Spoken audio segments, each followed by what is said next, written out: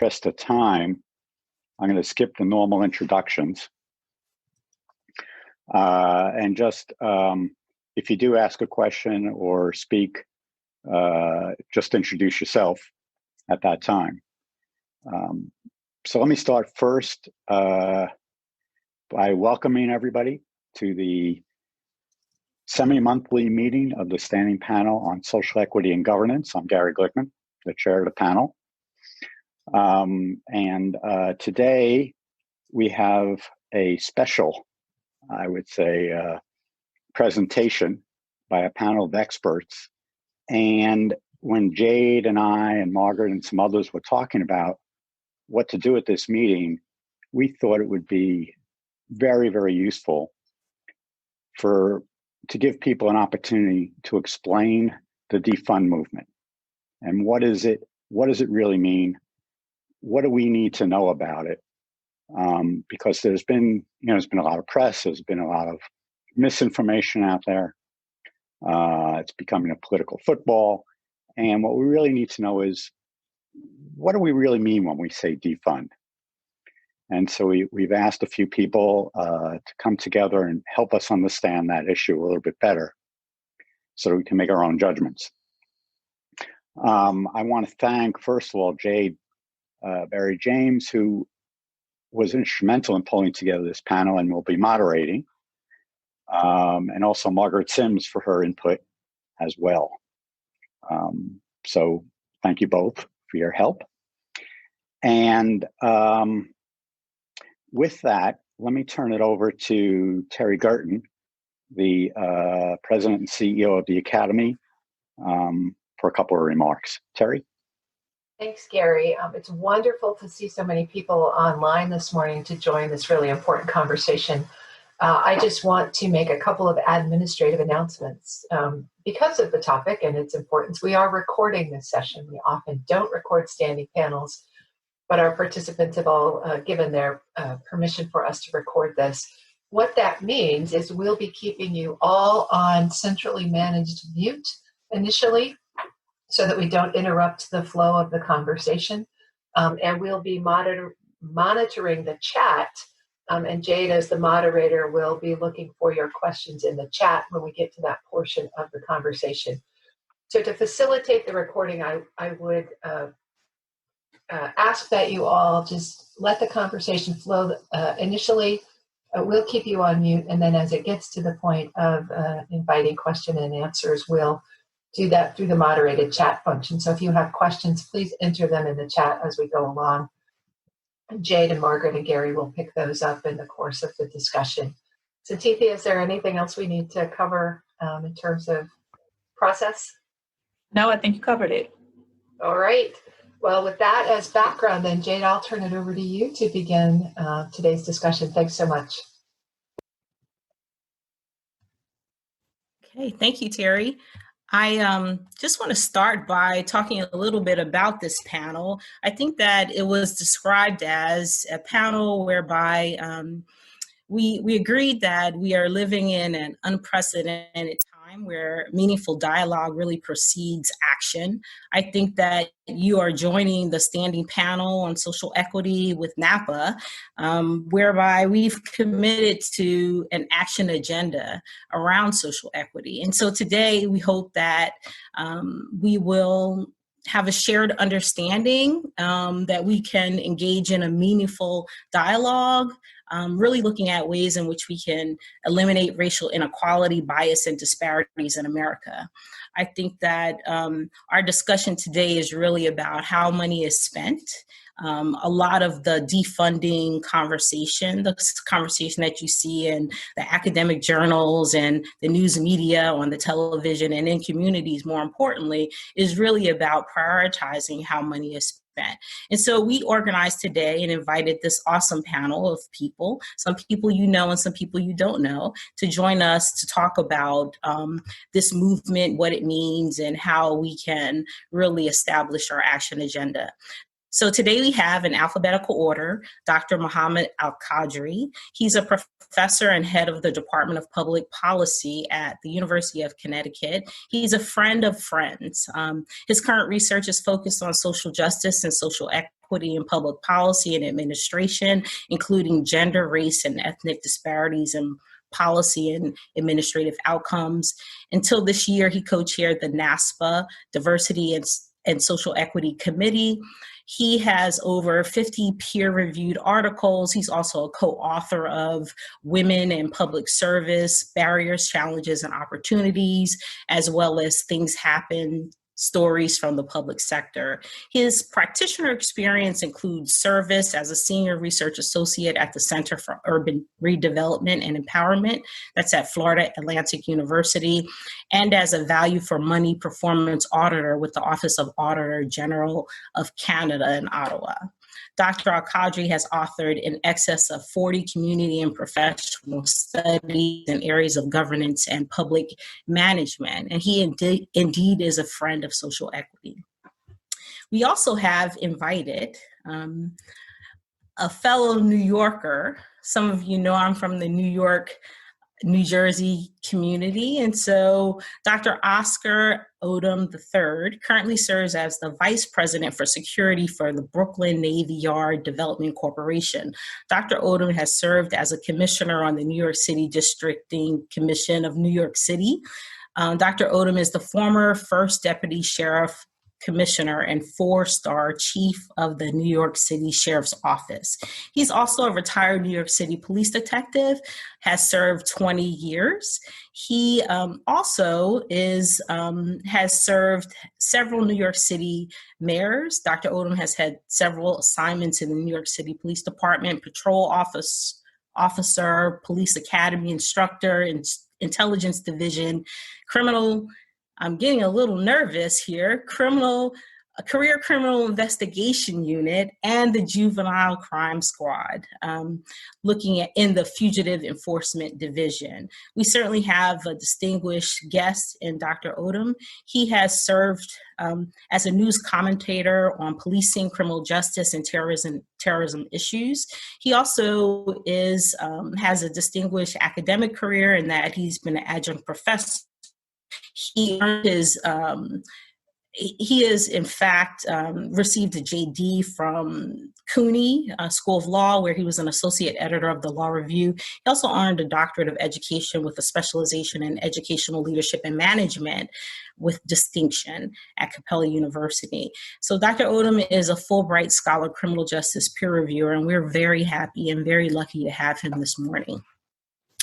Our last but not least guest is indeed a friend of friends, and some of you may know him. Reverend Nelson Jerome Pierce Jr. is a senior pastor of Beloved Community Church and is the Faith and Race Program Director in the Center for Faith and Justice at Xavier University. Reverend Pierce is a graduate of Eden Theological Seminary, where he earned his Master's of Divinity. He has worked in his long career to strengthen the justice ministries of churches all around the country. As a lead trainer for the Black Church Institute, Reverend Pierce led workshops and national conventions to equip pastors and churches with the tools that they need to address in a holistic way the issues of sex and sexuality. While in Ohio, Reverend Pierce has organized clergy from around the state to fight attacks on voting rights and on workers' rights, and fought to keep Ohioans safe from stand your ground legislation and police brutality. This morning, he's been very active and engaged already in sort of helping people in the community, and that's just what he does. He has, for a long time, been critical in the organizing clergy and young people in the aftermath of Michael Brown in Ferguson, Missouri. He's also recognized as a leader in that fight, with a tribute at the Smithsonian National Museum of African American History and Culture in Washington, D.C. So he also has led efforts to organize the voting power of the Black church, an effort that engaged over 3,000 people. And so we're very lucky, very happy, very excited to have Pastor Pierce with us today. So I'm going to get started, if that's okay. In terms of really just talking to our panel our panelists, our invited speakers. We've asked them to sort of share with us today some ideas around a couple big, broad areas. I see that my internet connection is unstable, so I'll repeat these areas. We are looking to have a conversation about defunding, what that really means, the allocation of resources, how evidence-based decision-making plays into this conversation that we're having, and really thinking about meaningful policy change to support our action agenda. So I'll get started if everyone is okay with getting started on the panel. I'll just ask this first question about defunding. So there is a lot of talk about defunding the police, what it means. And so I wonder, could you share some comments about, from your position, what it means and what we need to know? And does it really mean reductions in the police force? Where do we go from here? Okay, great. Dr. Nelson, Pastor Nelson, would you like to start? Sure. I'd be happy to begin. First of all, just thank you so much for being here. It's quite an honor. In Cincinnati, we have had a historical issue with police officers here. If you were attentive to it, you may remember that in 2001, long before Black Lives Matter was a hashtag, that there was an unrest here in Cincinnati after the Cincinnati police had killed 11 unarmed Black men in a space of about 2.5 years, with no accountability for any of it. And so when the city council refused to act to hold the police accountable, the people sued the city and the police department. And there was unrest, there was civil unrest as a part of that. And so we have been in this fight for 20 years. And what we've seen is that over those 20 years, that every year Cincinnati has arrested, I believe the statistics are 70% of the arrests in Cincinnati have been of African Americans. 75% of the use of force cases have been against African Americans. 85% of the juvenile arrests have been of African Americans in a city that is 42% African American at its height and has been declining. Actually, the African American population has been decreasing over the last 20 years. And so we've had these deep historic inequities and police department that has refused to be held accountable, that has backed away from the negotiating table when people at the table were involved in protest, asking for police to be held accountable because they weren't, they didn't want to be at the table with particular individuals. And they've had really their run of the city. The city police department gets $151.6 million annually in our city budget, and all of health and human services combined get $6 million. And so what we have is a budget that is out of scope, a police force in Cincinnati that is much larger than it needs to be. I think we're about twice what the national average is as it relates to police to citizen ratio. And so what we said is that we need to defund the police. We need to restructure the way our city budget is to take money out of an overinflated police budget, with a police department that refuses to be held accountable for its actions, to right size the police department. And we are doing this because, number one, we know, and we've known for decades, that we can't arrest our way out of crime, that more police does not mean less crime, that the best way to reduce crime is to invest in a stable economy for all people, adequate housing, making sure people have health care, access to education, that when those things are provided, and people have access to the things that tie us together, then crime goes down. And so what we are saying is take money out of a way of operating that is not going to be beneficial and put it in places that will be beneficial to making our neighborhoods and our communities truly safe. Thank you so much, Pastor Nelson. Is there, Dr. Odom, did you want to respond to this conversation, this part of the conversation where we're really just understanding the defunding talk?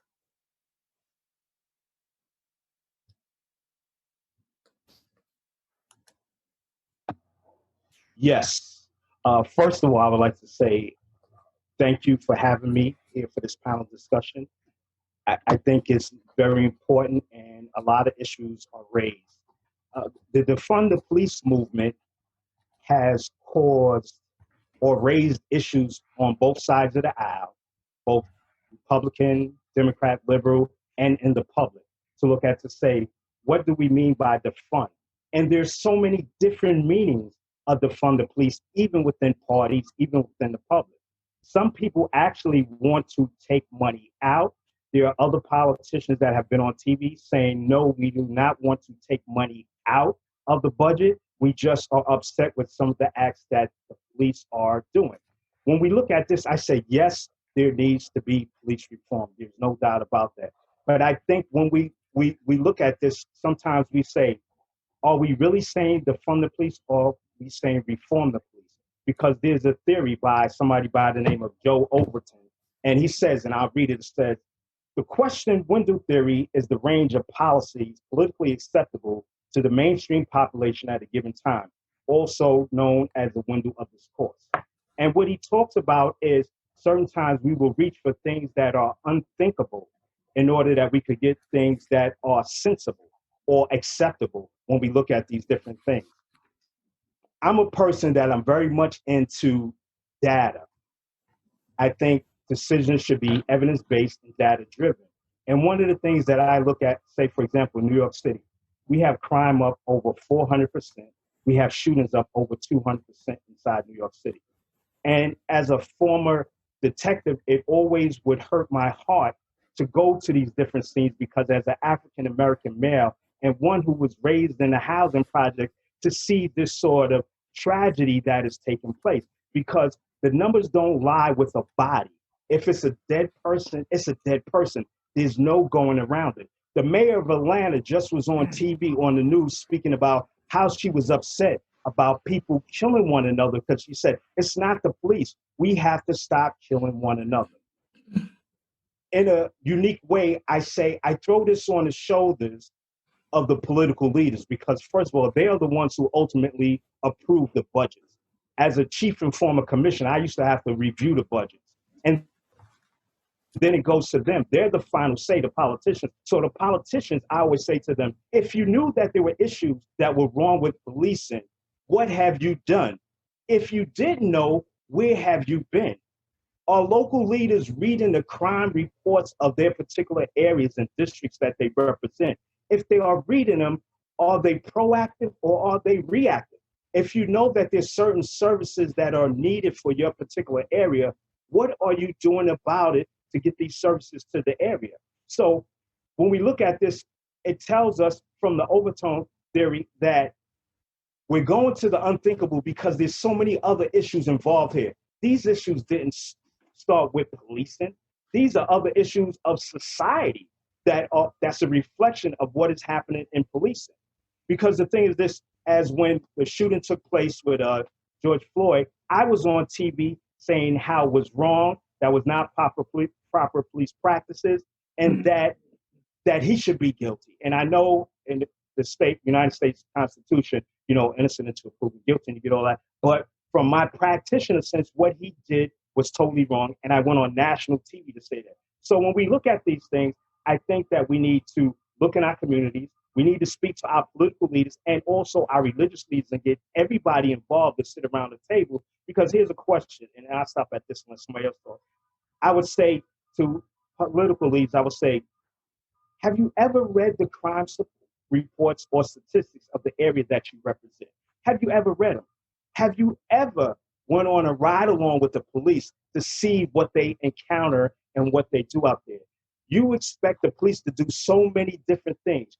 You expect us to be law enforcement. You expect us to be counselors. You expect us to deal with mental health counseling. You expect police officers to do all of those different things. And if these were issues before, why didn't, when they were approving budgets, that they allocated the proper resources there?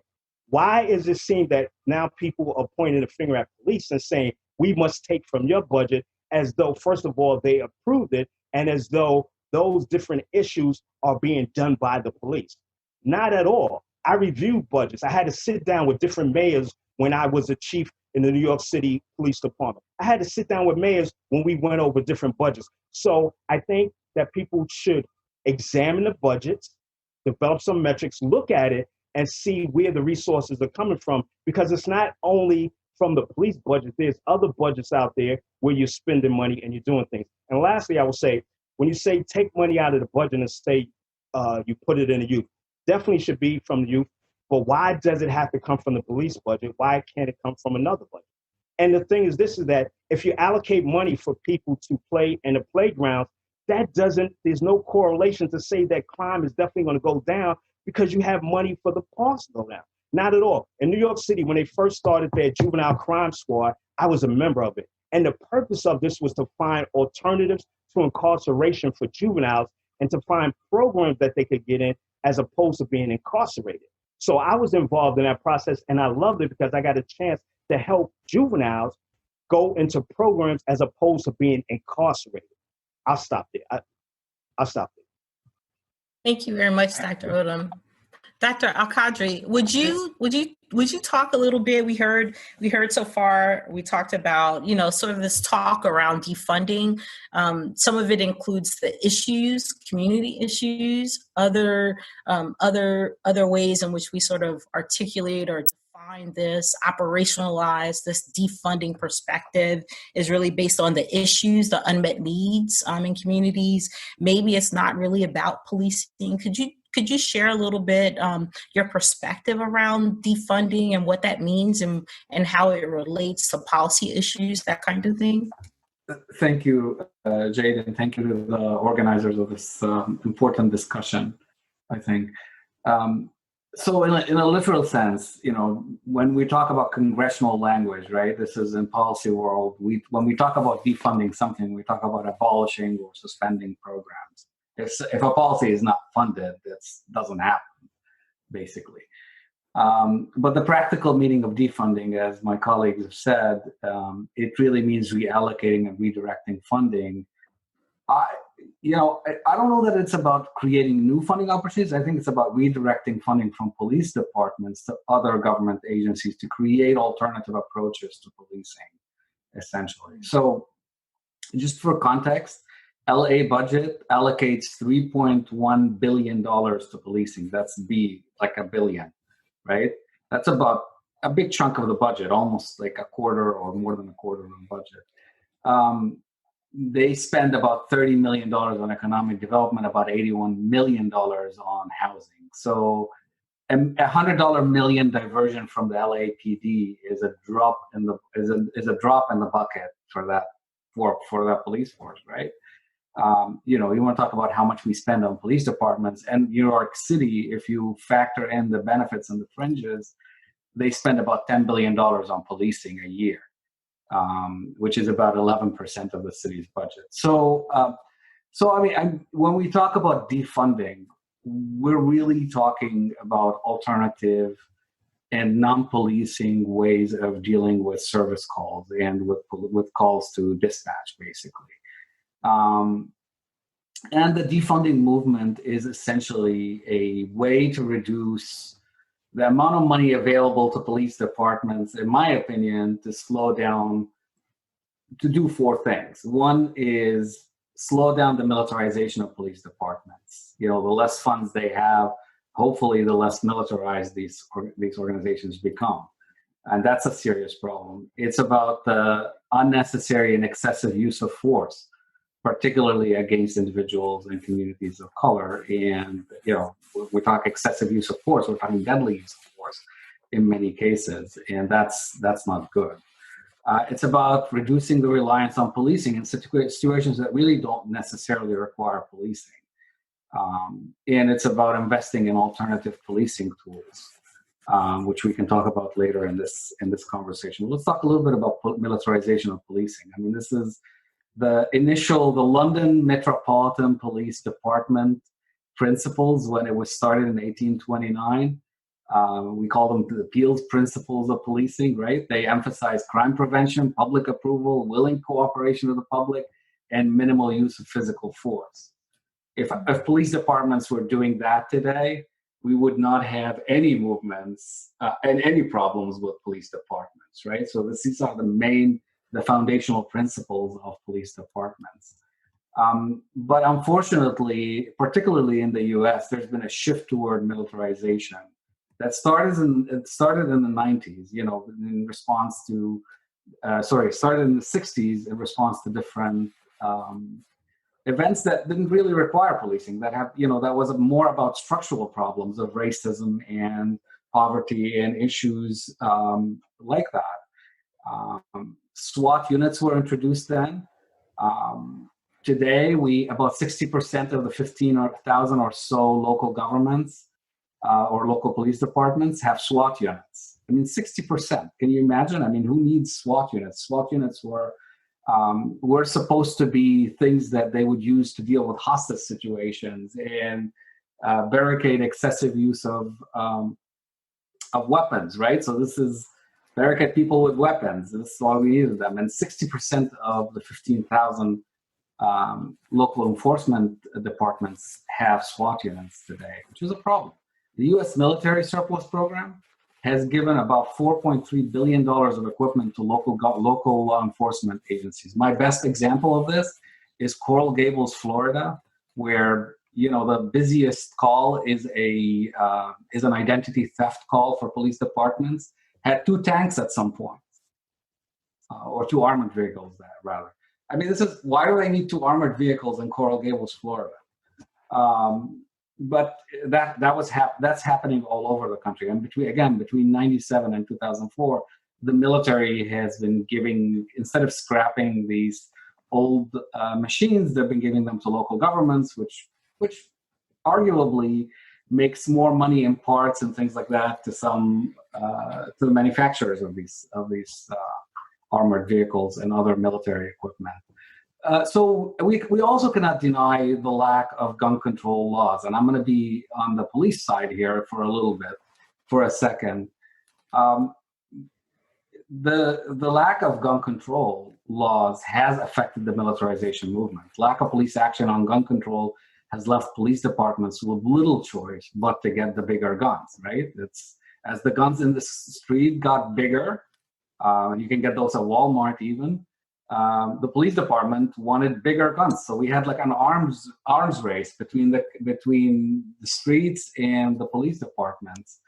It's not, that doesn't justify militarization of police departments, but that ties the police militarization to the gun control laws, I think, that's a tie that needs to be made, I think. And we're mistaken in not making those connections today if we don't. So militarization does not help protect police officers. It does not help community members in most cases.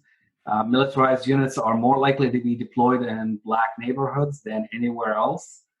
They were initially, again, developed to deal with hostage situations. Today, they're sent to deal with small issues. I mean, they're no longer, for search and seizure warrants, they're sending military forces basically into the community. So that's really one of the problems. The second problem that I'll talk about here, and then we'll leave the rest for later, is the unnecessary use of force and the deadly use of force in many cases.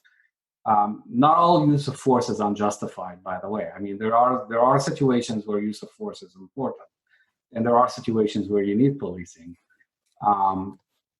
But we have problems where traffic stops and minor petty theft are resulting in excessive use of force, and they're resulting in deadly use of force in some situations. The latest of which is George Floyd's death. But there are many that happened since then.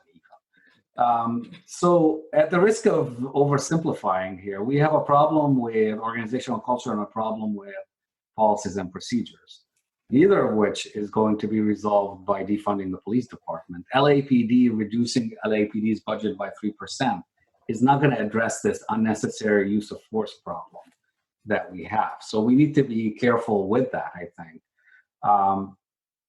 What will help, and what has helped in the past, is changing policies on rules of engagement in the street, how we handle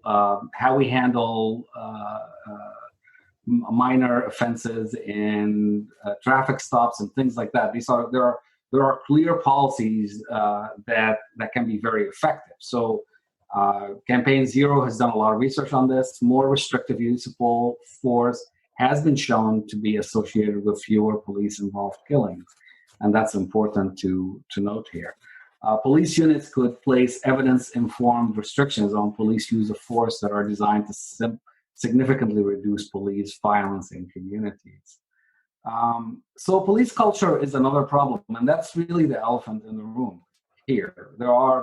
This is very complicated, and defunding, again, is not going to resolve this problem that we have in police departments. Responsibility lies on this general police culture that has shifted police training from community policing strategies and the things that Peel talked about in 1829 to militarization culture. I mean, we are, and that could be there could be an easy shift there into training to de-escalate situations in police policies and procedures manuals and police academies and places like that. But the more complicated cultural problem is police attitude toward black residents, particularly. There's this unmistakable tendency to use excessive or deadly force against black residents than white residents, right? So a white mass murderer is probably more likely to escape police bullets than a black traffic offender or a petty criminal there. So this is a serious problem that we have. I mean, and we can name the white mass murderers who walked out of situations in handcuffs instead of on a stretcher, right? So this is we can look at that. I mean, well, many of them killed themselves, but that's a different problem. The police didn't do that to them. So I would argue here that the abolishing movement will be far more effective. So we shouldn't be talking in those situations where we have a police culture problem. We should not be just talking about defunding. We should be really talking about abolishing a police force and restarting a police force, a police organization, which is exactly what happened in Camden, by the way. Camden in 2012 abolished its police department and got rid of the police union, and they restarted a new department, which resulted in great outcomes. I think half of the crime rate was slashed. They have less problems after the reset, basically, that they had. So if the problem is the culture of the police department, that is not going to be fixed by taking away some of their funding. If the problem is with rules of engagement, that's an easier problem to solve, and police departments should be forced to make those changes to the rules of engagement. So these are the two sort of things that I want to say on this defunding movement and the importance of getting to these issues, these two big issues, when it comes to that. Again, there are two other issues that I'll talk about later, which is the reducing of reliance on policing in situations that don't require policing, and investing in alternative policing tools, which is what my colleagues talked about mostly. Thank you very much, Mohammed. I appreciate these opening comments that you've made. I think that for a lot of us, we saw America's racial reckoning. We saw for 8 minutes and 46 seconds what racism looks like. We know that we are intolerant now of racial discrimination. We see racial discrimination in healthcare and education and housing and employment. And we also see it in policing, painfully so. I think that this panel is really focused on social equity, social justice, and social movements. And the conversation around defunding is not something we can move away from. I know that we talked a little bit about the way in which resources are allocated. So if some of the issue is culture, right? And we saw that. We saw the unrest in Minneapolis. We saw the intervening police officers, or the failure of police officers to intervene in a crisis situation. We see the abuse of power or abuse of authority on TV. We also see police brutality, right? But if we think that this is a organizational cultural issue, right? What could we do if we sort of pivot a little bit, move money in a certain direction? Pastor Nelson, you talked about the community context. So if we are looking to shift resources in an area that's really needed, where would those additional funds go, and how might the allocation work? What would it look like? So who would decide, and where would it go? Could you share a little bit your perspective, Pastor Nelson? Yeah, so I think one of the things that we need to be thinking about first and foremost is about the creation of stable jobs. That the unemployment rates in the African American community are always higher than they are in the country at large. While I believe it was March, the president was talking about maybe it was February. There was a month early this year where the president was talking about how the economy was growing overall, but the numbers for African American unemployment had risen while unemployment in the rest of the country had gone down. And that's not an unfamiliar situation. So we have to create jobs and create livable wage jobs. The fact that the largest growing sector of the employment is in the service economy does not help people who need to be able to provide housing for themselves, be able to provide to feed families, and God forbid somebody would want to live in a neighborhood that has a quality public school system. That becomes a whole nother bridge to cross. I think we ought to take much more seriously than we do in our national conversations the idea of a guaranteed basic income.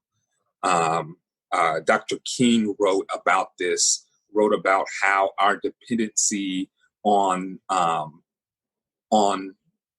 military spending as a nation was going to lead us to moral bankruptcy, and that we needed to reduce our military spending and invest in creating a guaranteed basic income for every person.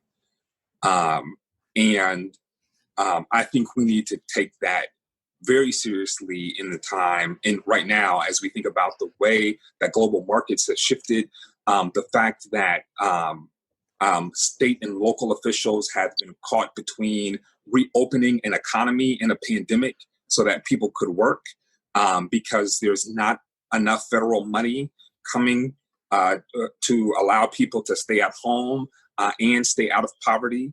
And so it's time to really reevaluate those things.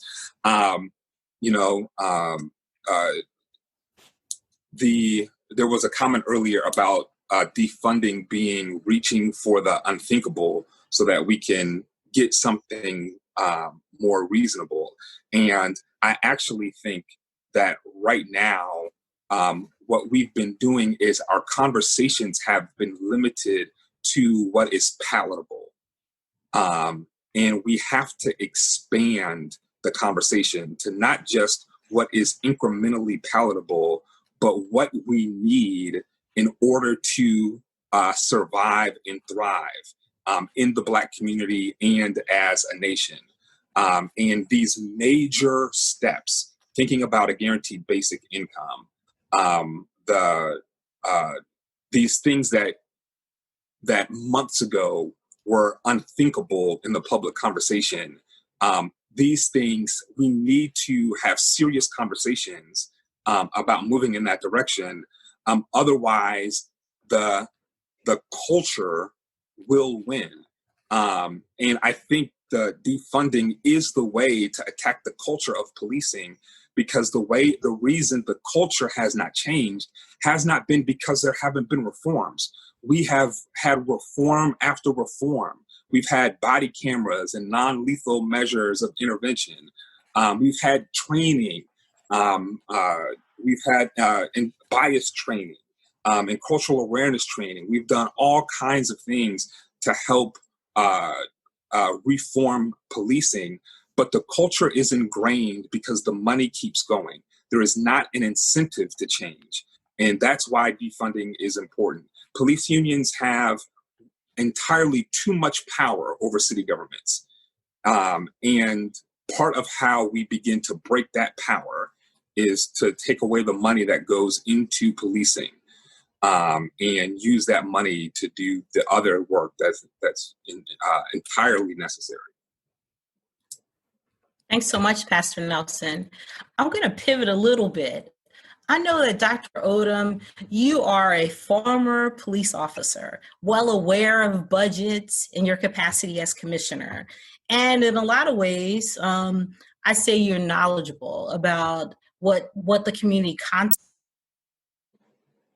looks like, what the culture is, right? And so I wonder if you could talk a little bit about, still on the allocation of resources. So what would be your answer to the question around, should funding be reallocated to non-police areas? And if so, where do you think the unmet need is? And we know that you're not speaking for all of America, but certainly for the context of New York City, given the time that you spent there, maybe you could share a little bit about your perspective on that question. First of all, one of the things when we deal with budgets and what's going on, one of the key things is, as someone stated earlier, when they spoke about policies and procedures, and that's a key impact on it, because one of the things that you've seen the police unions speak about, and here's the thing that's very positive, they would say, we have goals that they have to meet, and officers were given goals, and it's been in all the newspapers in New York City. You have to write 50 summonses a month. You have to have a certain amount of arrests. So you're basically telling officers, in order for them to meet their standards, they have to go out there and write summonses. They have to go out there and make arrests, or else they don't meet standards and they lose their jobs. So you're putting officers in a position that causes friction with the public, because you're saying you must go and write summonses. And one of the things I spoke about is that summonses generate revenues for the city. Whenever police officers got the blue flu and they did not write summonses, New York City got in an uproar, the political establishment. Why? Because if you have 40,000 officers writing a minimum of 50 summonses a month, and each summons, the lowest one is $60, you know how much money that revenue that generates for the city. If the officers don't do that, it would be a calamity. Everybody would be upset. You better get them out there. You better make sure that they're writing summonses. So you put the officers in a position that causes friction with the community. Officers don't want to write summonses in disenfranchised areas, and any areas they don't want to write any summonses. But you want them to do that. Then you say you have to have a minimum of a certain amount of rest. So you telling the officer, if you don't have a certain amount of rest, you're not meeting your goals. And so therefore, we're going to put you on probation or you're going to lose your job. So that's one of the parts that people don't talk about. You know, you hear from the officers and then it dies down. And that impacts everything that is taking place that's going on out there. And another thing with the culture, if you didn't force officers or make it mandatory for them to write summonses to make arrests, we wouldn't have a lot of these issues. This would help to resolve a lot of issues if you didn't say you must go out there and do these different things. And yes, some of them I agree are over budgeted with the militarization and things of that nature. I understand that. But once again, that comes from the political leaders. The police officers do not go out and buy tanks themselves. They have to be given the tanks, so they're not out there buying any of the tanks, as some people would believe that they go out there and buy the tanks. The other thing, when we look at the different budget allocations, when we have this, the part that people don't factor in when they look at the budget of how much money is going to the police department, they don't factor in how much revenue generating the police department is for them. Like I said, for example, New York City, with approximately 40,000 officers, and you have those officers writing a minimum of 50 summonses per month, a requirement, or you fall below the standards, and each summons minimum is $60, and some of them are $200 and $300. You know how much money how much revenue that generates for the city? And if the officers didn't do that, the city would lose money, but then the officers will have less contacts with the public, and also contacts that can become confrontational. So we, somehow or another, we don't know about that part of the policy and procedure that impacts where these allocation of resources are going. Also, when we look at officers out there, earlier we spoke a little bit about Camden. Camden was just on the news about their new police department, because what they found out that the majority of their police department was white, and they somehow or another discriminated against hiring officers of color on their police department when they did this reestablishment in Camden. So they did a whole special on it recently on the news about a week or 2 weeks ago about the Camden Police Department, with them dealing with that type of thing. The budget, when you have the budget, you must take into consideration, the response of the officers, what they're doing, and not only that, from another part, what are they asked to do? What's required of the officer when they go out there? Officers, from policies and procedures, you have something called duties and responsibilities. Part of my career as a police academy instructor, I taught the subject police science, which dealt with the policies and procedures of the police department and what you have to do when you're out there on patrol and any type of access. So when we look at this and we talk about the budget, people forget about that summons part, that revenue generating that the police department does for the cities in which they serve, especially in New York City. So yes, there is a big budget. Yes, the police officers are required to do a lot of things. And when we talk about the different things, I say about life, people should go out there and try to recruit people to become police officers. Right now, it's hard. The recruitment is tough because people don't want to do it because they're ostracized in the public and they think all these different things. How many people I've done it for over 20 years, that receive a call, shots fired, man with a gun, and they run towards the danger and in it. I've been shot at before. I know what it's like to run there to try to help somebody else because somebody is shooting at them or somebody shot them. I ran towards the danger. It's not enough money that you could give me to take my life. There's not enough. We run towards the danger. That's the part they look about. Data, you want to look at numbers? I love numbers from an academic standpoint of view. Look at the police department, approximately 40,000 members. 98% of NYPD officers themselves go 20 years or more without firing their weapon one time while on duty. Without firing their weapon one time, no shootings over 20 years. That's the number people don't look at. You have to, when people analyze this, I always believe in a scholar-practitioner approach. I think the scholars need to sit down with the practitioners and also with the community leaders to help to resolve this issue. One by itself is not going to resolve these issues, not at all. Everybody needs to sit down to the table so the academics can come up with the ideals, evaluate the studies, look at what's going on. The clergy could talk to the people in the community, the religious flock, and how they could talk to people and get the community organized together. The officers are the practitioners. When you look at it, we're the pawns. You hire us, you tell us, go out there and you better do this. If you don't do this, you don't have your job. And then you blame me. After you told me to go out there and make arrests and write summonses, a mandatory, there's a sheet, your monthly activity. And on that monthly activity, it says how many arrests you made, how many summons you issued. If not, you fell below the applicable standard of care. This is the part people leave about, or they're misinformed about, or they don't know. And as an officer and as a chief, I had to look at these reports. I had to review the budget to see where it's reallocated at. Are we using our resources properly, right? Like I said, we don't go out and buy tanks ourselves. They give it to us. They say, here's a tank. That's it.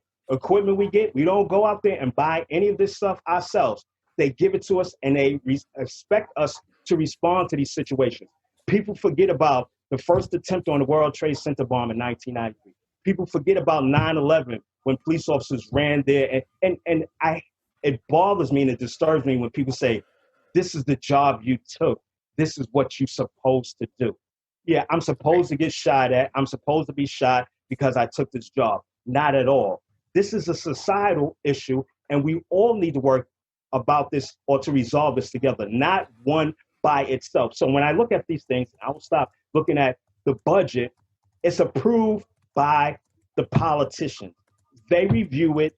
They sign off on it. We do not make up the budgets ourselves.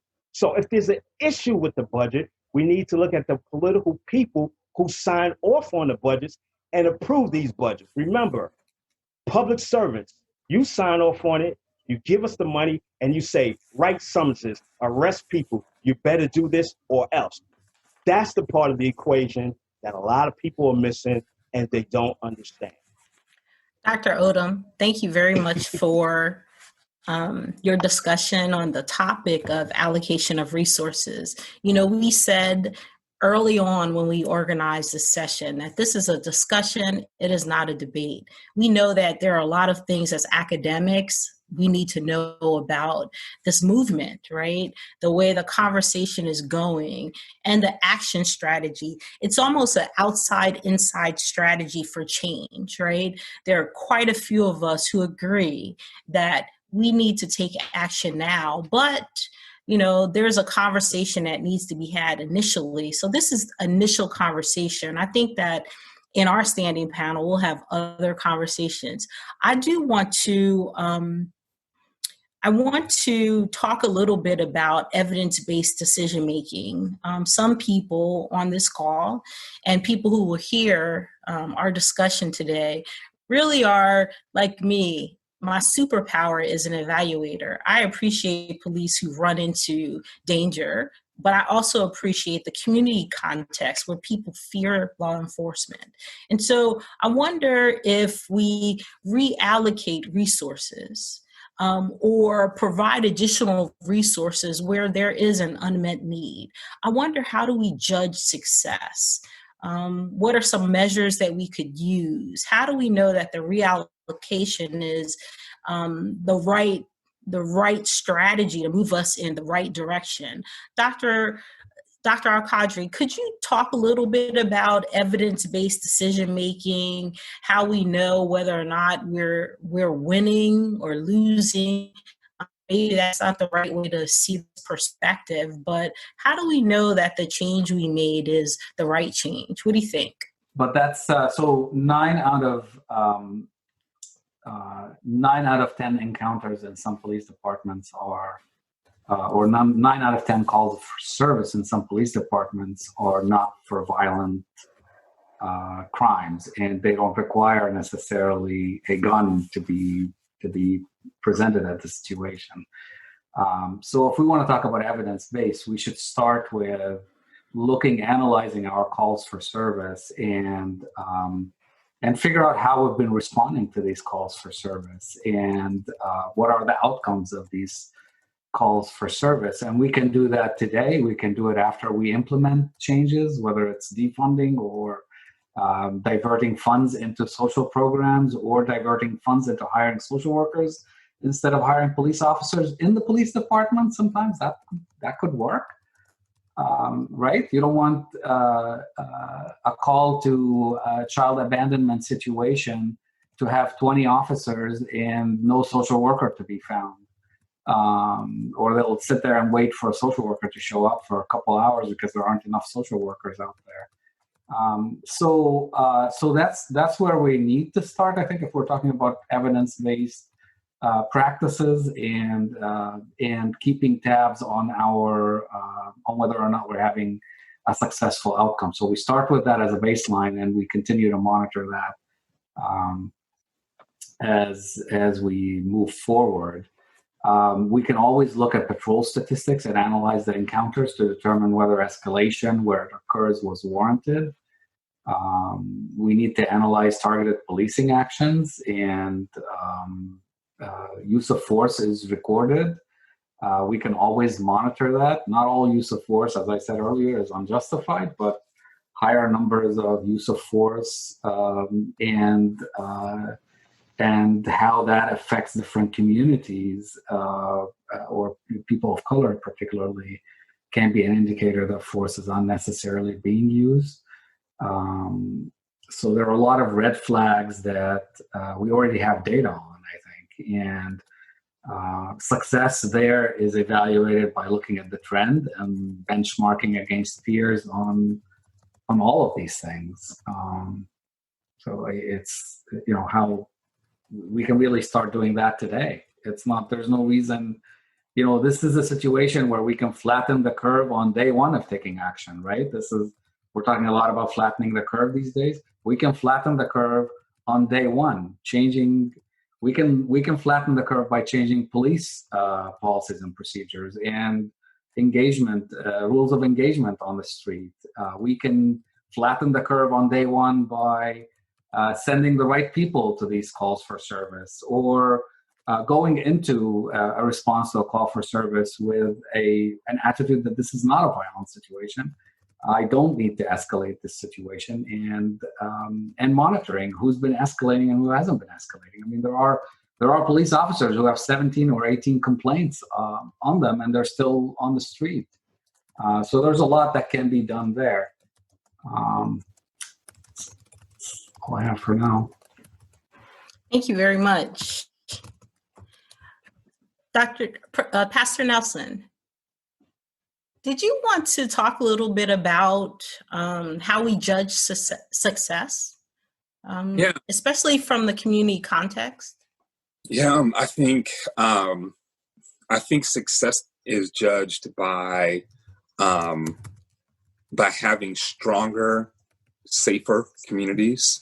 I think success is judged by the number of people who are able to be full participants in the economy, in the political system, by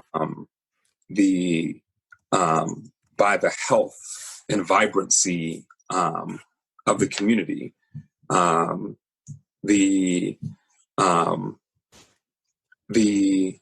think we judge it by the strength of the schools in the community, by the safety of children in the community. I think those are measures that we can use to address to measure our success and our impact. And because when we do that, I firmly believe when we do those things, when we focus on those, that the crime rates will go down, the need for policing goes down, and so I think if we can look at those measures, the quality of life measures, jobs, housing, education, people's engagement in community, those will give us good measures of our success. Thank you so much. I sent a little chat out, a note in the chat box that in the interest of time, we want to definitely make sure that we have a conversation that extends beyond our invited speakers and the panel organizers to all of the folks who are either members of the standing panel or people who are guests today. I wonder, Margaret, would you help a little bit fielding some questions that have been sent in the chat? I know that we had a few people already lined up who would like to ask a question. So we're at the point now where we could unmute some people to allow them to ask questions, and I'll continue to monitor the chat to make sure that other questions are discussed as well. Margaret? Thank you, Jade. I think we've got a lot of issues on the table in this discussion already, and I see that Ron Carley and Costas Torrega have already started a conversation about a little bit about success and a little bit about police unions. So, Ron, do you want to start? Thank you. I guess where I would go first is around the evidence-based decision making. And the most significant effort that I've seen in my long career in local government was around President Obama's task force on 21st century policing. So we're a few years out from that now. It has not been picked up by the current administration, but a lot of police departments did adopt or began to adopt a lot of those reforms that were in that report. What research does anyone know about with regard to what's been adopted, what hasn't, what has worked? Has it made any changes whatsoever, or do we need to start over again with a different kind of commission to provide some national guidance, or do we just have to do this one city, town, and village at a time?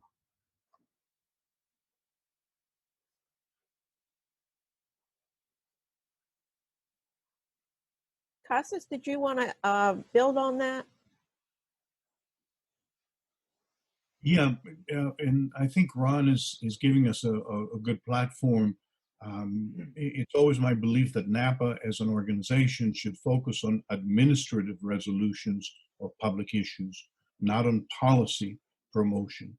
As a consequence, the report that Ron, for example, mentioned and its implementation leads to the question, who's responsible for implementing presidential commission reports? Certainly the current administration may not be interested in implementing an Obama commission report, but there's got to be a better way forward. And because we mentioned the union, and because Dr. Odom, you were very eloquent about the policeman side of the perspective, which is sometimes lost in the public press. I wonder if we can look at the other side, which is the structural impediments to managing the police force in an effective way. I posted in the chat a blog post by a fellow by the name of Adam Pagnucco here in the Washington, D.C. area that details the FOP agreement with Montgomery County, Maryland, a huge organization, over $6 billion budget, a huge police budget. And when you walk down that list of potential kind of gaps, if you will, of reliable communication between management and union, you see a lot of things that management has their hands tied in terms of their ability to implement change. And we're here to talk about implementing change. The Black Lives Movement has been a wake-up call, and we have to be thinking about what kind of change can we make. And in NAPA, the kind of change we can make is administrative. Implementing union contracts in the right way, creating community review boards to look at excessive violence and so on. These are the kinds of things that administrators can do rather than implement, let's say, a society policy. Surely we can all participate in that policy discussion, but NAPA has its focus on administration of the public good. Those are the kinds of things that I hope our excellent speakers can focus with us on. Thank you. I'd like to build a little bit on this question of evidence and implementation, because underlying one of the assumptions about defunding the police and moving resources to other places is that that economic deprivation leads to crime, and that crime is what's driving increased policing engagement and arrests. But there's some evidence that while reported crimes have gone down, that arrests and incarceration have continued to go up. So when we start thinking about what we need to change, how do we use some of the evidence that we have, and how do we create other evidence to help us understand where we should be going? And I don't know if any of our speakers want to start off with responding to that before we look at any general discussion. I have a little bit, just quickly, a few thoughts on that. One is we've seen that same trend here in Cincinnati, that as the crime rate has gone down, the role of policing has not gone down with it. And this is one of the challenges that we've had in the city. Just in the past 2 days, there have been two deep investigative reports in Cincinnati, in the Cincinnati Enquirer. One looked at between 2015 and 2020, there have been 101 recommendations that were issued from the Citizens Complaint Authority, from the citizen-led investigative body that has no authority over the police. It can only make recommendations. And so it's between 2015 and 2020, there have been 101 recommendations made by the Citizens Complaint Authority, and none of them have been taken by the police here in Cincinnati. They've all been ignored. Many of them are repeat suggestions or repeat recommendations because the same issues have come up year after year. And so this is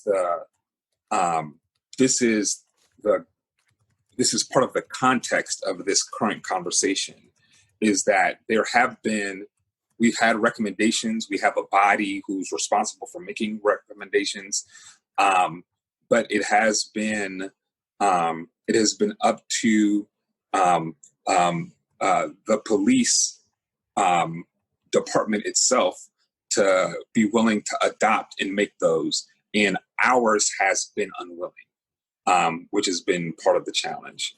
And so that's the context that we find ourselves in that serious tension, where in the second article said pretty much the same thing, is that other calls that have been made for reform and for change have largely gone unheard. And so then we as citizens are left with how do we resolve this when our police department is unresponsive to the mechanisms that we have put in place to try to work alongside of it, which is why we've gone to the action of defunding, and why, to Dr. Odom's point, I think he's exactly right. That's not a conversation with the police. That's a conversation with politicians, and why we've been engaging in very deep and serious conversations with our politicians about how they are managing the city's money. I just would like to add on, and I agree with everything what he just said. And the other thing is that when you're looking at this, say, for example, as I stated earlier, in New York City, crime is up. Shootings are up over 200% over the 4th of July weekend, and gunshot wounds are up over 230% over the 4th of July weekend inside New York City. Chicago over the 4th of July weekend had 77 people shot, 14 killed. New York City had 42 shot and 9 killed over the 4th of July weekend. So when we look at the different things, and as I was stating earlier with the policy, if you stop police officers from saying mandatory that you write a minimum of 50 summonses per month, just think about it. 40,000 officers writing 50 summonses. That means 40,000 officers must have at least 50 contacts with the public over something that's bad. Minimum 40,000 officers with a minimum of 50 contacts for summonses alone. Then after the summonses alone, now you have to have a certain amount of arrests per month. Now that's more contacts that you have with the public, as opposed to if something happens and you receive the call, then you respond, as opposed to saying, I have to meet my numbers. I must go out and look. I must hunt. I must make sure that I get these summonses so that I can meet my quota, so that I'm okay and I will be able to maintain my job. So that's an issue. Once again, that's the police officers do not make up the numbers that I have to go out and write a certain amount of numbers. I have to write a certain amount of arrests. And then when you look at the barometer and the rewards in police departments is this: in order to go to specialized units, you have to be able to write a certain amount of summonses. you have to write a certain amount of arrests in order to get to a specialized unit. So if you're just a regular officer engaging with the public, being the community-oriented officer, you don't have any numbers that warrant for you to go to a specialized unit. So therefore, you're basically either stuck or you're ridding up because you have not met the standards. If the standards were changed by the political leaders that oversee the departments and saying, look, you don't have to go out there and write 50 summonses. If you see one and it's a violation, then you can do it. You don't have to go out there and make a minimum of 3 arrests a month. If an arrest comes, you have to make it, and there's no other alternative, then you make it. Police officers are put in a lose-lose situation with that. If I don't have 50 summonses, if I don't have a certain amount of arrests, I'm bad. I think that is wrong. Absolutely wrong, because that damages our relationship with the public.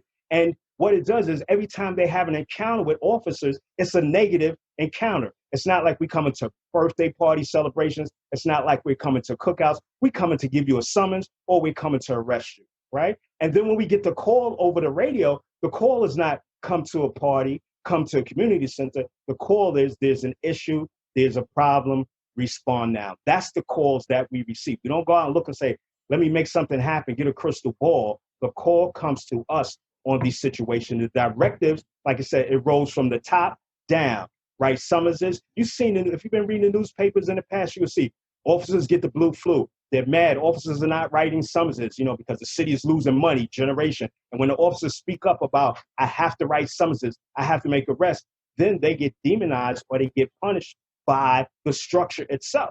So if up top is concerned, the political leaders that are in charge of this, they should say, you don't have to write summonses. It's not mandatory for arrest. If you drop that, just do basic math. 40,000 officers times a minimum of 50 contacts each police officer. And that's on summonses alone. I think that will help resolve a lot of issues, and that will resolve a lot of things with the encounters that are going on and negative interactions with police officers.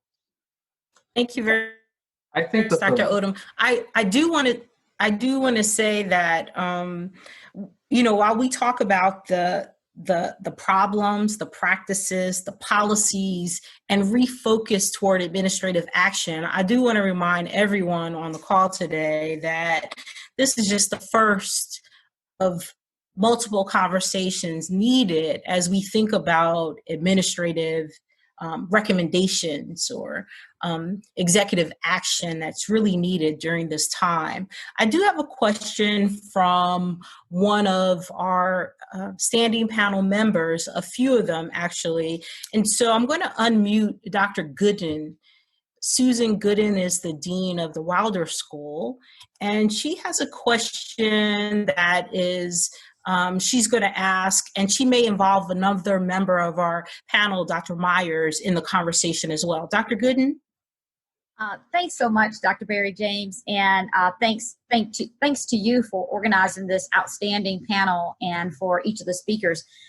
So my question really is to follow up on a point raised by Reverend Pierce, and I put it in the chat function, and I would also be curious on Professor Myers' take on this question as well, as an Academy Fellow and the Roy Wilkins Professor at the University of Minnesota, who's a well-respected economist, in terms of the relationship between crime and from unemployment and crime, and not just unemployment, but employment opportunities that provide wages and income and a package of benefits that are akin to being able to support a family. Because I was teaching a course this summer and had a couple of police officers in my class, and they made the very same point that at the root of a lot of arrests and a lot of behavior when you talk with offenders, it is about this need to be a provider, particularly for males, to be able to provide for their families. There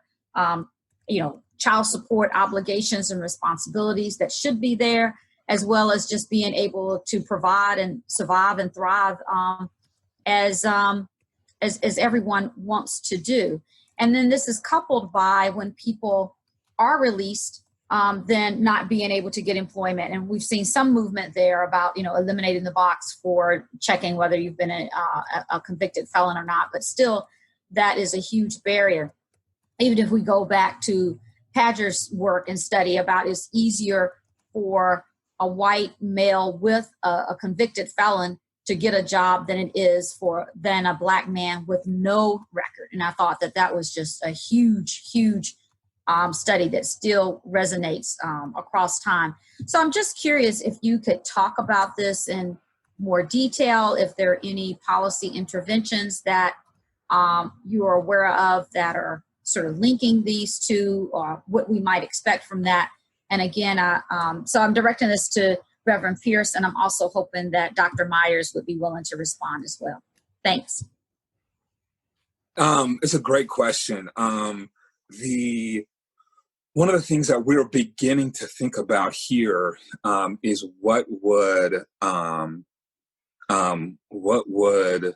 forward-thinking legislation look like that would create an earnings tax to provide a type of reparations fund that would go to the purposes of being able to fund employment for individuals, because this is what you are saying, what you are hearing is the same thing that we are saying and hearing.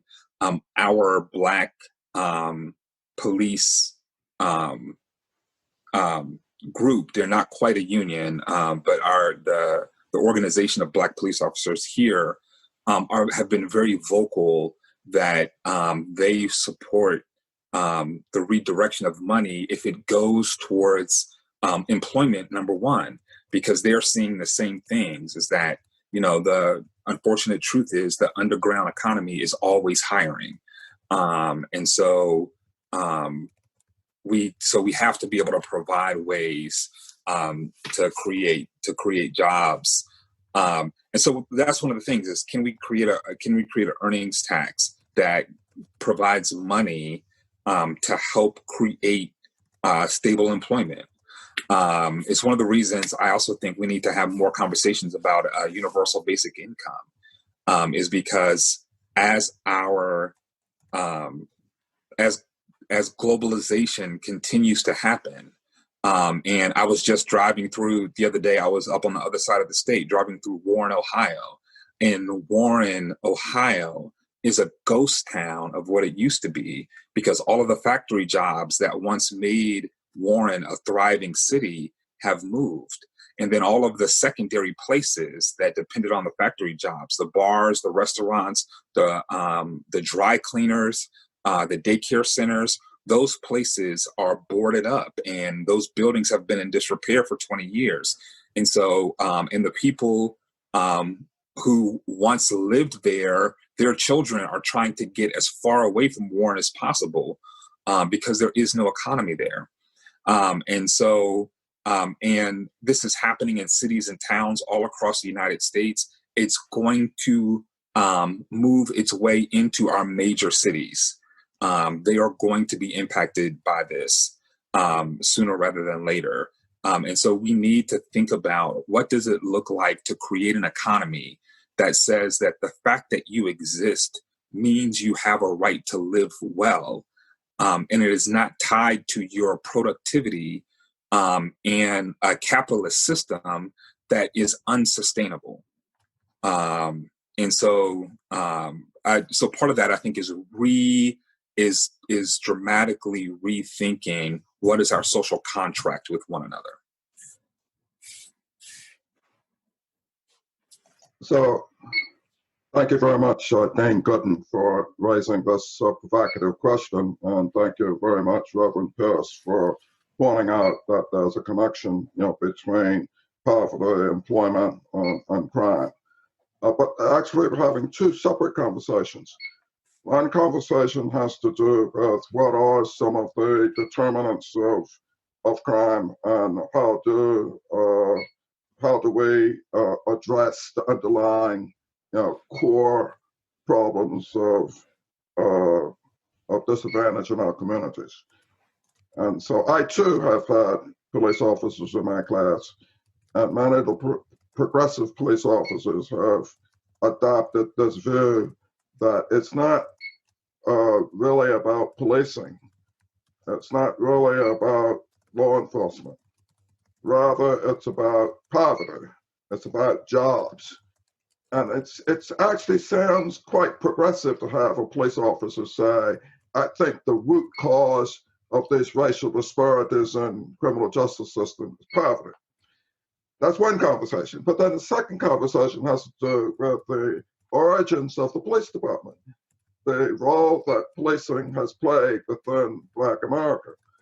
And it turns out that policing is not really just about crime. It's also about control. It's about dominance. And it turns out that if you look historically at the patterns of relationship with expenditures on police departments and the levels of criminal activity, that the direction of causation isn't always, the direction of causation it's not always policing reduces crime. It sometimes goes in the direction of crime produces policing. So the things that Black people did became crimes. And so the vacancy laws, just the idea of standing around on the corner, these are the types of things that produced employment for police.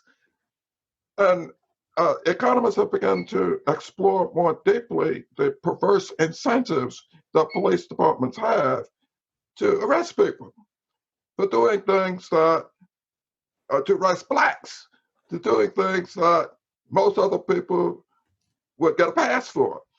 So the first time I got stopped by a police officer, I was driving from Morgan State to Delaware State. And so Morgan State's a Black college, Delaware State's a Black college.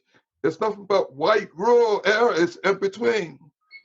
And it turns out that after I finished the activity that was at Delaware State and I was returning, I made a left-hand turn from the rural road onto the highway. There was no stop sign, so I just could kind of slowed down and I proceeded. And I got stopped. And I was taken to the jail, and I was informed that you pay the fine or you go to jail. And I said, well, I'd like to try to plead my case. And they said, well, it's not until Monday where you can plead your case. But what I discovered was that this rural white county that's in Delaware received its revenues from stopping people.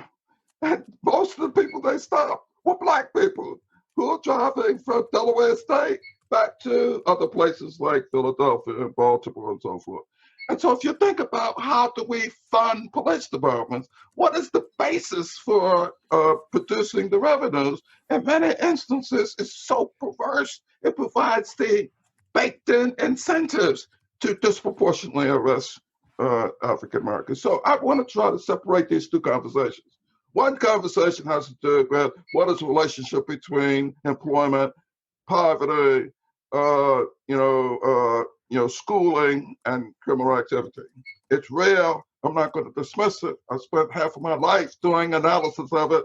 But then there's another story here. And this is, what about policing? What is it about policing that sometimes seems to disproportionately stop Black people?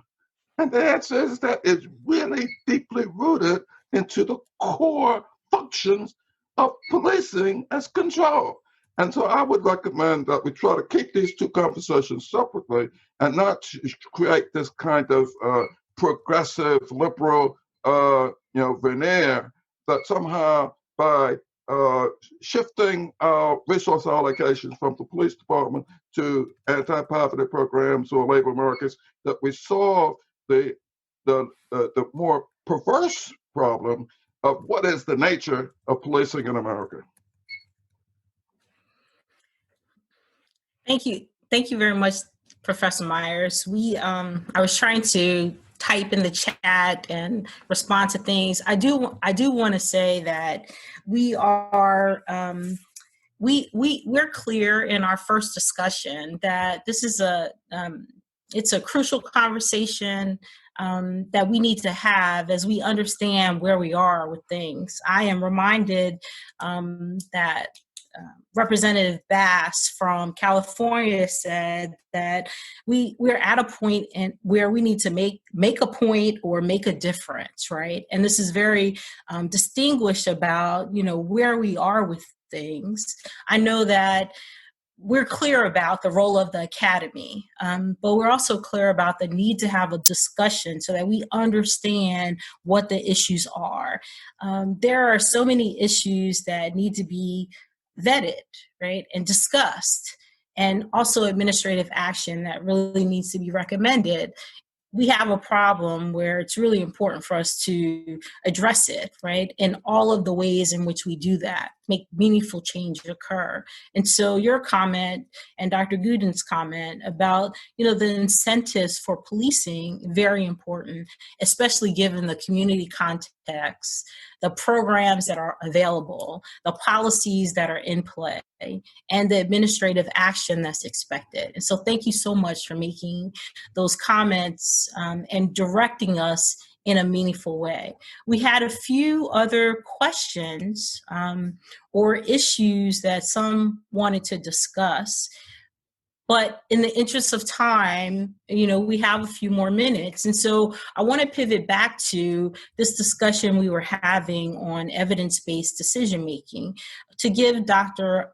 Al-Qadri an opportunity to talk a little bit about his perspective in terms of, how we judge success, given the context of our conversation with panel members and guests today.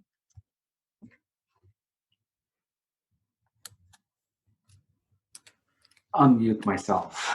Thank you so much. Thank you. So this is, there are some easier targets than others. I agree with Professor Myers on what he said, that there are two separate conversations. I think nobody should be against investing in employment programs and in investing in education programs and in more social workers and more alternatives to policing, investment in communities. I think nobody should be against that. I don't know that there's data that says that could lead to lowering crime or increasing crime. And I think we need to be careful with not setting goals like that, I think.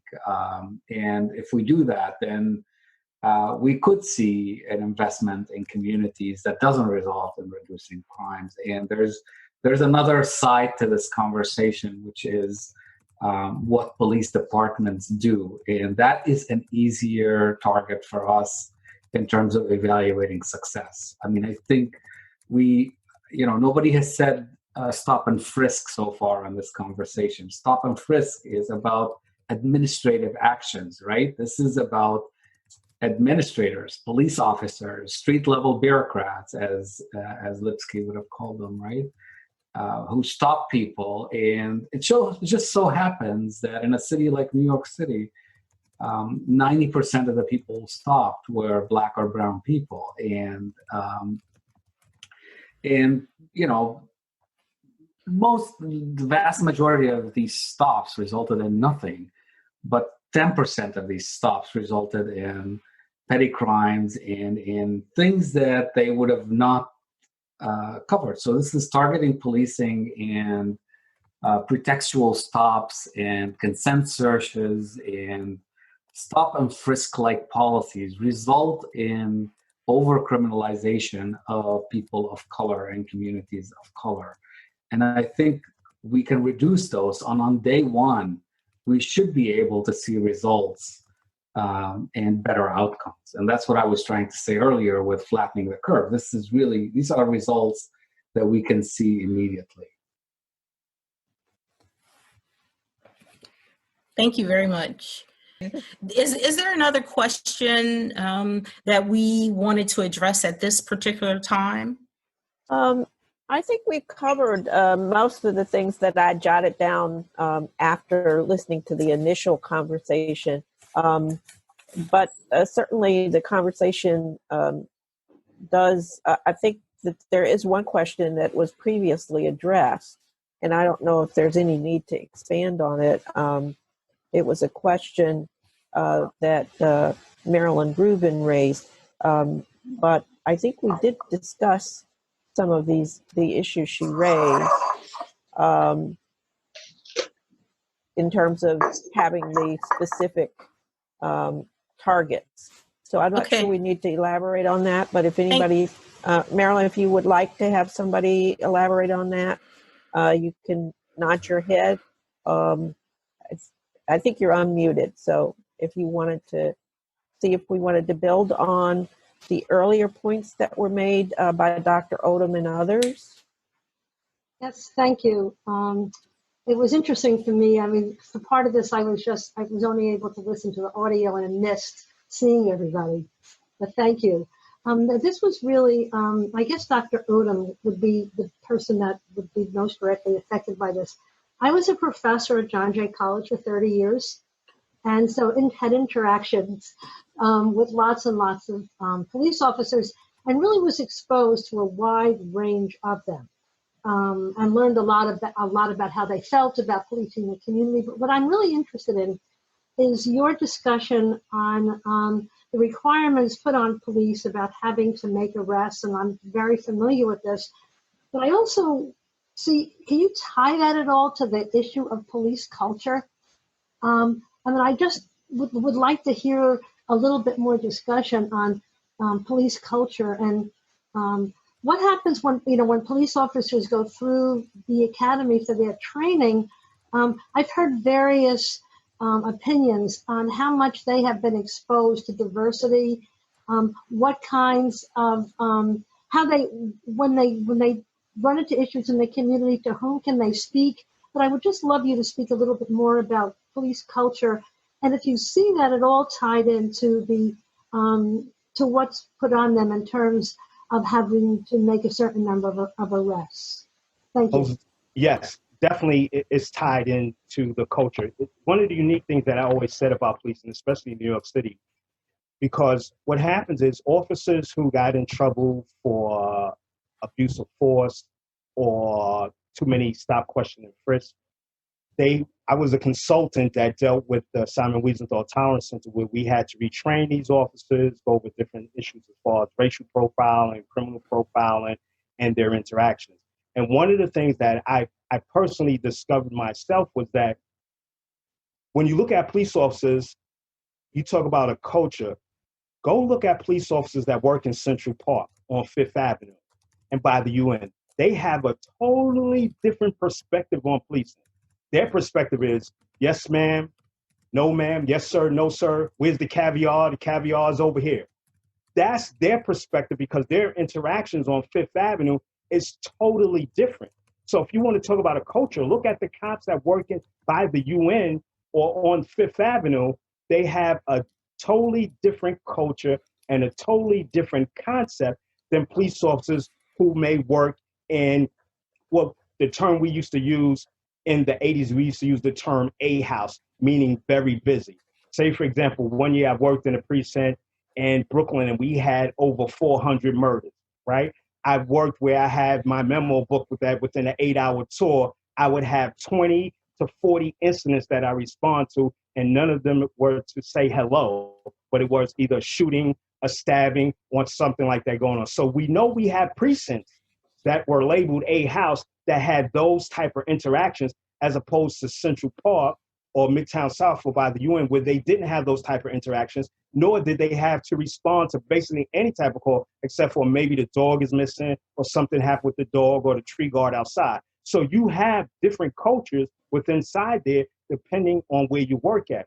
Also, what's left out of the equation when we talk about this culture, the mental health aspect of it. As a police officer, it's frowned upon to show that you have issues or weakness. You have to keep on going. Nobody has been concerned about the trauma of police officers who work in these areas that day after day you respond to scenes, shooting, murder, a robbery, and you go to this and you work in precincts in which this happens every day. The data bears that out. It shows you that there are precincts that have these type of shootings, these type of robberies. I used to always tell people, when you're looking for an apartment in New York City, go to the police or look online and look at the report, the police report of your precinct. So you can see how many murders, how many robberies, how many shootings have taken place. And then hopefully that will help or may guide you in your decision on picking a place to live. So therefore what happened is we have cultures within inside the police department, depending on where you're working at. And there's no help, there's no mental health for the police officers that day in and day out and do this. I'm also a veteran. I was in the military. In the military, after you served the combat tour, you came back home for a year, 2 years. You may have went out 8 months or a year. In the police department, in certain precincts, you engage with this every single day.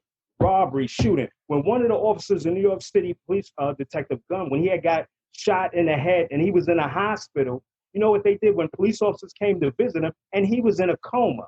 And when their radios was on and it started ringing and it said 1013, his heart started racing. They had to send a memo to the police department to say that when officers come to visit him, make sure that you turn off your radio because for somehow or another, him hearing it, his heart began to race. So we have cultures, subcultures within the culture of the police department.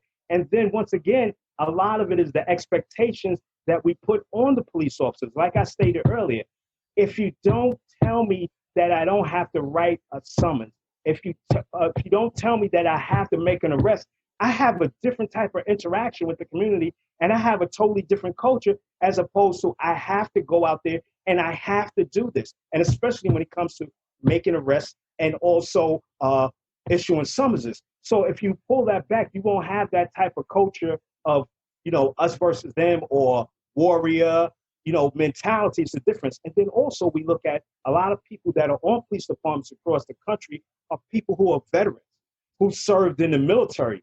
And now they come out and they go on to police departments.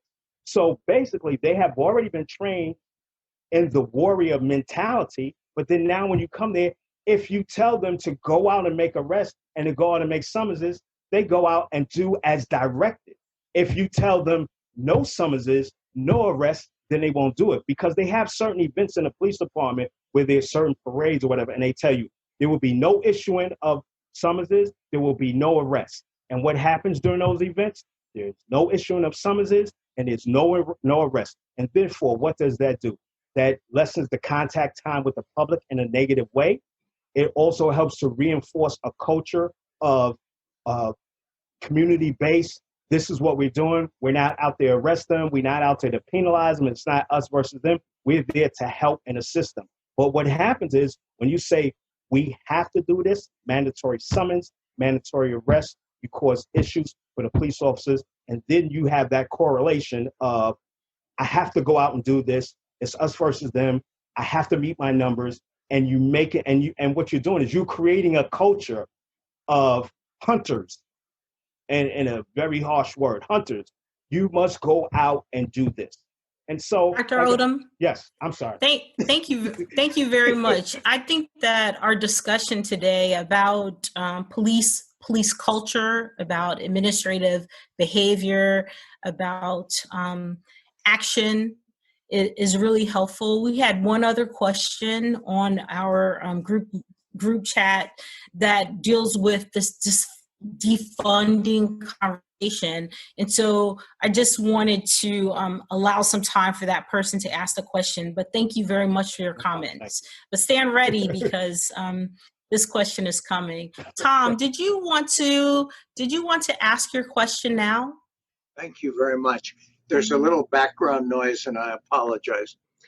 One of the ways at the federal level that we have changed behavior, and in particular in the area of credit programs where I work a lot, is by passing new budget rules. So I was wondering whether a budget rule that said that any settlement of a local government for police violence would come out of the police budget and not out of general funds would have a positive effect, because if there's a settlement for police violence, 8 officers have to be let go. And you'd build a feedback loop in so that your union wasn't always defending the lowest common denominator because they'd be looking at the larger whole. Now, I raised this idea with a friend and he said, yeah, it might work, but it's not politically feasible. So I'm interested, A, is it a useful idea, particularly today when everybody's really attuned to issues of police violence, and B, is it politically feasible? Thank you. Is that action considered qualified immunity, or does it align with qualified immunity, Tom? Well, qualified immunity has to do with the individual officer. I'm trying to get at the issue of the unions, and it's true of any trade association, any large body. They tend to protect their lowest common denominator because that's how you build a big organization. So I'm trying to figure out a way to create a different set of incentives so that they'll care about the whole rather than particular officers, as somebody said, that might have 17 complaints against them. Thank you, Tom. And then Professor Myers has his hand raised. Did you want to weigh into this line of discussion, Professor Myers? So I'm in Minnesota, and there's a lot of talk. I think that the City Council unanimously voted and a veto proof initiative to, in effect, defund the police department. But as a prelude to that, the first African American president of the Undergraduate Student Association sent a letter to the brand new president of the University of Minnesota, our first female president. That letter demanded that the University of Minnesota sever its relationship with the Minneapolis Police Department. And within 24 hours, the University of Minnesota severed its relationship with the Minneapolis Police Department. And I want to tell you, I teach a policy analysis class. And as soon as I saw the letter demanding that we eliminate, sever our relationship with the Minneapolis Police Department, I said, this is going to be the case study that I'm going to include in my policy analysis class. Because there are a lot of remedies, a lot of solutions that have been put forward very quickly by people who are activists, people who are deeply concerned about problems. But I remember when the first step in the eightfold path to problem solving is to find the problem. And so here you have the University of Minnesota, in effect, defunding the Minneapolis Police Department. Here you have the City Council defunding the police department. And my first question is, well, wait a minute. Is the problem the funding for the police department? Or is the problem the police department? Does defunding the police department in any way change the use of violence, the disproportionate stops, and so forth? And by the way, this is a nice, safe place to have a conversation. This is not the kind of thing that I would say to the Wall Street Journal or the New York Times and so forth, because I don't want people to misunderstand. So I'm not an opponent to reforming the police department, but I am an opponent to putting the solution before the problem. So here's a particular thing that we have analyzed in our Executive Leadership Institute that we run for the National Forum for Blacks in Public Administration.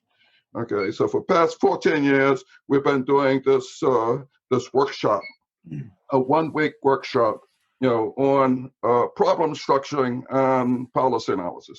And one of the examples had to do with liability insurance for police departments, for police officers, where the insurance is paid for by the individual police officer and not by the police department. Now, this is just economics, okay? This is just an issue of who should bear the costs associated with misdeeds, okay? And the dilemma is that if you can't get insurance, you can't get hired.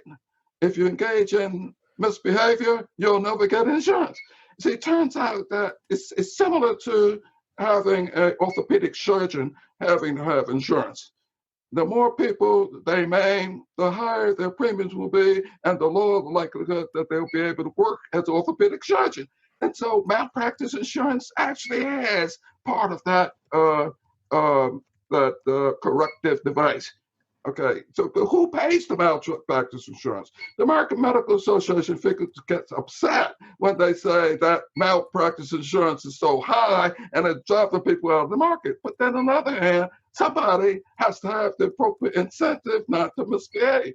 And so this is analysis that we did in the workshop. And one of the interesting things was that all of the local governments, even the progressive local governments, were opposed. They were opposed to any type of the requirement that police officers be bonded, that to be insured. And so what's so ironic is that in order for my barber to cut my hair, my barber has to have a license. And my barber has to be insured. And the moment that my barber gets an infraction, he loses his license, he can't cut my hair anymore. And so you're telling me that we have bonding insurance requirements for barbers, but we don't have bonding and insurance requirements for police officers. So that's one of the issues that I hope that people will begin to talk about. Now, that's a small issue. I doubt whether or not it's going to have a massive transformative effect. But a lot of these little small issues are the ones that I think we can focus on within the context of good policy analysis. Thank you very much, Professor Myers. Like you, I do believe in defining the problem. But I think today our discussion was more about really defining what is considered when we talk about defunding. I want to ask you, I want to remind you that we've established a time period for this discussion, and we have a little bit of business to do. Regrettably, our time for discussion has come to an end, but this is just the first of many discussions, and also it's the first of setting the agenda. And so I do want to ask you if you could please thank all of our invited guests today for joining us, for being brave, for creating a space where we discuss these issues and also raise other issues and other challenges. We know that policies, programs, and practices are all under the microscope currently, but executive action is the action that matters. And so I just want to say on behalf of our standing panels, all of our guests, thank you so much for sharing your time and talent with us today. And we promise to keep this conversation going.